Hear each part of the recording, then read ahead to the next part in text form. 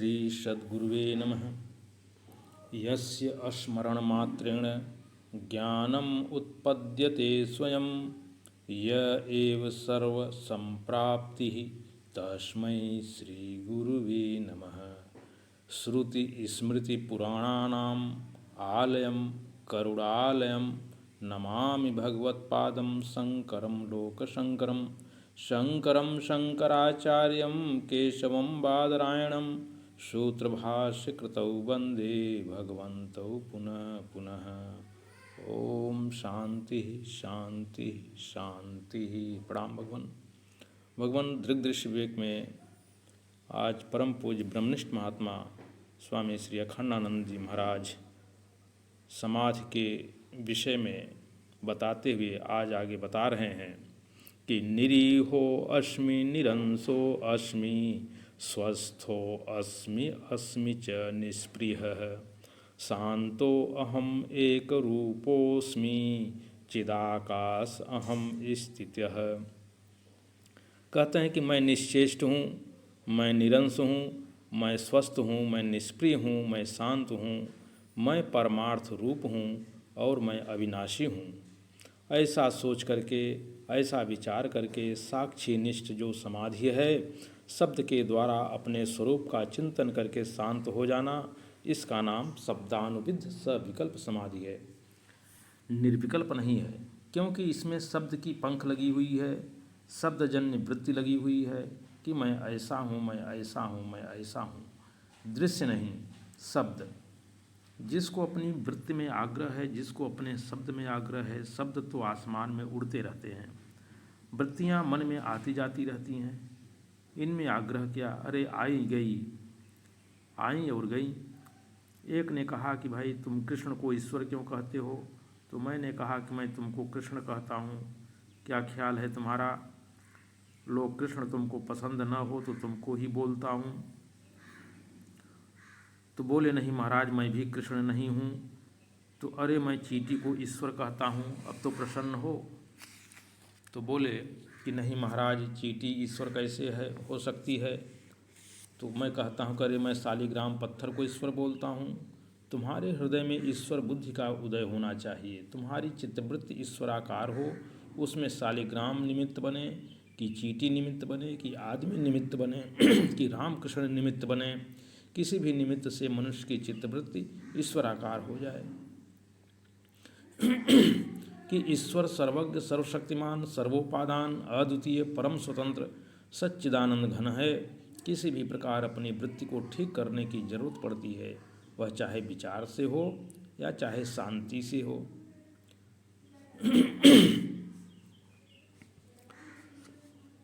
तो दो चेले थे और वे दोनों जोश में आ गए। एक ने कहा कि महाराज, यह हर समय विचार विचार की रट लगाए रहता है कि विचार करो, विचार करो, क्रांतिकारी विचार करो, विचार में क्या रखा है? तो गुरुजी बोले कि भैया तुम ठीक कहते हो, विचार तो एक विक्षेप है, क्योंकि अनेक होता है। विचार में तो अनेक रूपता होती है, तरह तरह के विचार आते हैं। ठीक है तुम्हारा कहना, बिल्कुल ठीक है, तुम विचार छोड़ के शांत हो जाओ। दूसरे ने कहा कि महाराज, आपने तो इसके पक्ष में फैसला दे दिया, हमारी भी तो सुन लें। हम कहते हैं कि यह समाधि की रट लगाए रखता है। हम एक बार नहीं 1000 बार समाधि लगा चुके हैं, पर जब हम समाधि से उठते हैं तब फिर देह में ज्यों की त्यों मैं बुद्धि हो जाती है। समाधि से परिच्छिन्नता में जो अहम भाव है सो कटता नहीं। समाधि लगती है तो सब चुप हो जाता है, इंद्रियां चुप, मन चुप, बुद्धि चुप, विचार चुप, विश्व सृष्टि, ईश्वर सृष्टि, जीव सृष्टि सब चुप। चुप का नाम समाधि है। तो चुप्पी का नाम समाधि है ना, इसको संस्कृत में तूष्णी भाव बोलते हैं। जब हम चुप हो जाते हैं तब कुछ नहीं मालूम पड़ता, पर जब चुप्पी टूटती है तब तो महाराज फिर वही मैया, फिर वही दैया, फिर वही गैया, फिर वही रुपया, फिर वही काम क्रोध लोभ, वही का वही सब, फिर हड्डी मांस चाम पर मैं करके बैठ जाते हैं। तो हमने देखा कि समाधि काटती नहीं है, चीज़ को ज्यों का त्यों छोड़ देती है, बस केवल उनका आभान करा देती है। जब हमने विचार किया महाराज, तब तो परिच्छिन्नता में से हमारा अहम भाव ही दूर हो गया। जब हमने विचार किया तब परिच्छिन्नता में से हमारा अहम भाव दूर हो गया। यह समाज की रट लगाने वाला बेवकूफ़ है। तो गुरुजी ने कहा कि हाँ भैया तुम ठीक कहते हो। अरे ये क्या, हम भी ठीक वह भी ठीक। तो गुरुजी ने कहा कि हाँ, जिसका विचार पूरा हो गया, विचार भी विक्षेप मालूम पड़ता है, उसको शांत होकर रहना चाहिए। जिसका अज्ञान बना हुआ है वह समाधि से नहीं टूटता है, उसको विचार करके अज्ञान को तोड़ना चाहिए। मनन से संशय टूटता है, निधिध्यासन से विपर्य टूटता है। इसलिए मनन और निधिध्यासन दोनों ही जीवन में होने चाहिए। समाधि भी होनी चाहिए और विचार भी होना चाहिए। तो बोले कि मैं सच्चिदानंद हूँ। कई लोग जो जिस बात को नहीं समझते हैं, कभी कभी वही बोलने लगते हैं कि मैं सच्चिदानंद हूँ, मैं स्वप्रभु हूँ। वेदांतियों में भी बहुत से ऐसे वेदांती हैं जिनको अपने को सच्चिदानंद कहने का शौक़ तो होता है। वे कहीं से सीख आते हैं कि हम सच्चिदानंद हैं, परंतु वे सच्चिदानंद के बारे में कुछ नहीं जानते कि सच्चिदानंद क्या होता है। तो स्वामी जी कहते हैं कि देखो भाई, सत उसको कहते हैं जिसको कभी कोई झुठला न सके। आप विचार करके देखो कि आपके जीवन में ऐसी कौन सी चीज़ है जिसको आप झुठला नहीं सकते। आपका अपना होना ऐसा सिर पर सवार है कि आप कभी न तो किसी से कह सकते हैं कि मैं नहीं हूँ, और न तो अपने मन में सोच सकते हैं कि मैं नहीं हूँ। वह अनुभव कभी किसी को हो ही नहीं सकता कि मैं ही नहीं हूँ। तो सत माने जिसके न होने का अनुभव कभी किसी को न हो। तो वह कौन सी चीज़ है? तो बोले कि वह अपना आपा है, अपना आत्मा है। एक सज्जन आए, बोले कि मैं अनुभव करके आया हूँ। तो बोले कि भाई क्या अनुभव करके आए हो? तो बोले कि मैं नहीं हूँ। तो अच्छा, आप ऐसा अनुभव करके आए हैं और वह साक्षात बोल भी रहे हैं, यह क्या है? मम मुखे जिह्वा नास्ति, इसका नाम बदतो व्याघात दोष है। इसका नाम बदतो व्याघात दोष है कि आप बोल भी रहे हो और आप हो भी हो। तो कहते हैं, अरे बाबा, तुम्हारे मुख में जिह्वा नहीं है तो बोलते कैसे हो? किसने अनुभव किया कि मैं नहीं हूँ? असल में किसी दूसरी चीज़ को तुमने मैं कहा होगा और उसका अभाव देखा होगा। तो जिसने अभाव देखा वह तो तुम हो, जिस मैं का अभाव देखा गया वह तुम नहीं हो। कभी बोल नहीं सकता कोई, उसको सत बोलते हैं। चित्त उसको बोलते हैं जो जानता है सबको पर खुद जाना नहीं जाता। क्या कहा स्वामी जी ने? कि चित्त उसको बोलते हैं जो जानता तो सबको है पर खुद जाना नहीं जाता। अदृष्टम दृष्ट अश्रुतम श्रोत्र अमतम मंत्री, जो सबको प्रकाशित करे पर स्वयं अपने को प्रकाशित करने के लिए किसी दूसरे की जरूरत न पड़े। स्वयं प्रकाशते इति चिति, जो स्वयं प्रकाश हो। देखो, यह जो घड़ी है, देखने के लिए रोशनी की ज़रूरत है कि नहीं? पहले तो घड़ी देखने के लिए घड़ी की ज़रूरत है, यह उसका आदि भौतिक रूप है। फिर रोशनी की ज़रूरत है, फिर आँख की ज़रूरत है, फिर देखने का मन भी हो, तब तुम घड़ी को देख सकते हो।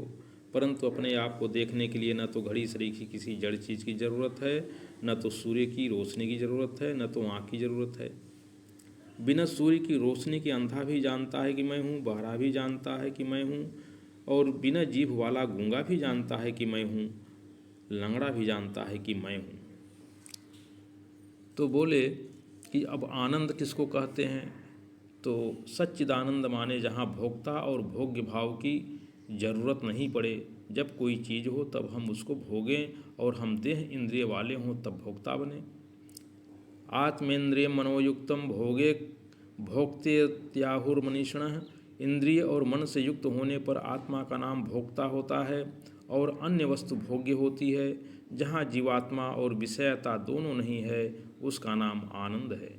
जहाँ जीवात्मा और विषयता दोनों नहीं है उसका नाम है आनंद। तो कहते हैं कि सच्चा आनंद कौन है? तो सच्चा आनंद वहाँ है जहाँ भोक्ता भोग्य का भाव नहीं है। सच्चा ज्ञान, सच्चा चित्त माने ज्ञाता और ज्ञेय का भाव नहीं है। ज्ञान कौन है? स्वयं। सच्चा सत कौन है? जहाँ कर्ता और कर्म का भाव नहीं है। ऐसा यह द्वितीय की माने अन्य की उपस्थिति से पूर्व विद्यमान जो अद्वितीय आत्मा है वह मैं हूँ। सच्चिदानंद स्वप्रभो द्वैत वर्जितः, अर्थात स्वयं प्रकाश और द्वैत से रहित असल में चाम की दीवार को बीच में रख कर देह को मय करके बैठना और बाहर भीतर का भेद बनाना, यह अद्वैत दृष्टि से कहाँ तक है। इस चाम के भीतर जो चैतन्य है, चाम के घेरे के कारण हम अपने को मैं मान करके परिपूर्ण परब्रह्म परमात्मा को भुला देते हैं, अपने ही परिपूर्ण स्वरूप को, अविनाशी स्वरूप को भुला देते हैं। शब्द जो हैं, अस्मीति शब्द विद्धो अयम समाधि सविकल्प है, इसमें शब्द है और वृत्ति है, परंतु इसमें काम, क्रोध, लोभ, मोह, दोस्त, दुश्मन ये सब दृश्य नहीं है, केवल शब्द और वृत्ति। और सो भी प्रत्येक शब्द में ध्वनि होती है। जब हम घट शब्द का उच्चारण करते हैं तो घटाकार वृत्ति होने में एक ध्वनि होती है। वह ध्वनि क्या है? वह घटात्मक है। कार्यम यत्र विभाव्यते किमपि तत् अस्पंदेन सह व्यापकम, शब्द और स्फुरणा के सिवाय व्यवहार और कुछ नहीं है। शब्द और स्फुरणा के सिवाय व्यवहार और कुछ नहीं होता है। अपने स्वरूप में न शब्द है न स्फुरणा है। शब्द और स्फुरणा का आधार लेकर जब हम अपने स्वरूप में स्थित होना चाहते हैं तब उसका नाम सविकल्प समाधि होता है। शब्द और स्फुरणा का आधार लेकर जब हम अपने स्वरूप में स्थित होना चाहते हैं तब उसका नाम सविकल्प समाधि होता है। अब आगे क्या बात आई कि जहाँ शब्द और दृश्य दोनों छूट जाएं, न शत्रु न मित्र आदि बाहर के पदार्थ रहें, न राग द्वेष आदि भीतर के पदार्थ रहें, और न तो मैं असंग हूँ, मैं सच्चिदानंद हूँ, ये शब्दादि ही रहें। कहाँ? ऐसी जगह पहुँचो जहाँ एक अनुभूति है, अनुभाव्य नहीं है, माने अनुभव का विषय नहीं है परंतु अनुभव है। अनुभव का कोई विषय नहीं है लेकिन अनुभव है। जैसे शीशा है परंतु अंतःकरण माने ज्ञान स्वरूप अंतःकरण, उसमें किसी भी प्रकार का उपराग नहीं है, किसी का रंग चढ़ा हुआ नहीं है, उसमें वृत्ति का हिलना चलना नहीं है, उसमें शब्द की ध्वनि नहीं है। अखंड ठोस ठसा ठस ज्ञानात्मक दर्पण जो है, ठोस ज्ञानात्मक आदर्श जो है वह परिपूर्ण है। अब इस परिपूर्णता में देश में फैला हुआ है यह ख्याल न हो, काल में चलता रहता है यह धारा है, विज्ञान है। देश में फैला हुआ है तो वह संकोच और विस्तार वाला है। जैन लोग चैतन्य का ऐसा स्वरूप मानते हैं, चैतन्य यदि विस्तार वाला आत्मा है तो फैल जाता है और सिमट जाता है, तो आत्मा वैसा है। और यदि वह काल की धारा में बह रहा है, विज्ञानम विज्ञानम विज्ञान है, यदि वह किसी द्रव्य के रूप में बैठा है, देह की तरह ठोस द्रव्य, तो ये तीनों दृश्य हैं। जहाँ कोई धारा नहीं है, जहाँ कोई संकोच विस्तार नहीं है, जहाँ कोई द्रव्य नहीं है, जहाँ कोई शब्द नहीं है, जहाँ कोई वृत्ति नहीं है, जहाँ केवल स्वानुभूति ही परमानंद है, शब्द और वृत्ति की उपेक्षा हो गई, निवात स्थित दीप के समान अचल अपना स्वरूप है। जहाँ न दृष्टा है, न दर्शन है, न दृश्य है, दृश्य की अपेक्षा से दृष्टापना है, दोनों की अपेक्षा से दर्शनपना है। वासना छोड़ी, दृष्टा दर्शन दृश्य, इनकी वासना भी छोड़ी। दर्शन के भी पूर्व ऐसा नहीं कि यह प्रपंच भ्रम है, ऐसी भावना करनी है, नहीं, यह प्रपंच उत्पत्ति के पूर्व जैसा सत है वैसा ही सत प्रपंच की उत्पत्ति के अनंतर भी है, अखंड। यह जो प्रपंच भासता है बिना हुए भासता है, मिथ्या प्रपंच का ख्याल भी जहाँ छूट गया, समाधि निर्विकल्प वहाँ हो जाती है।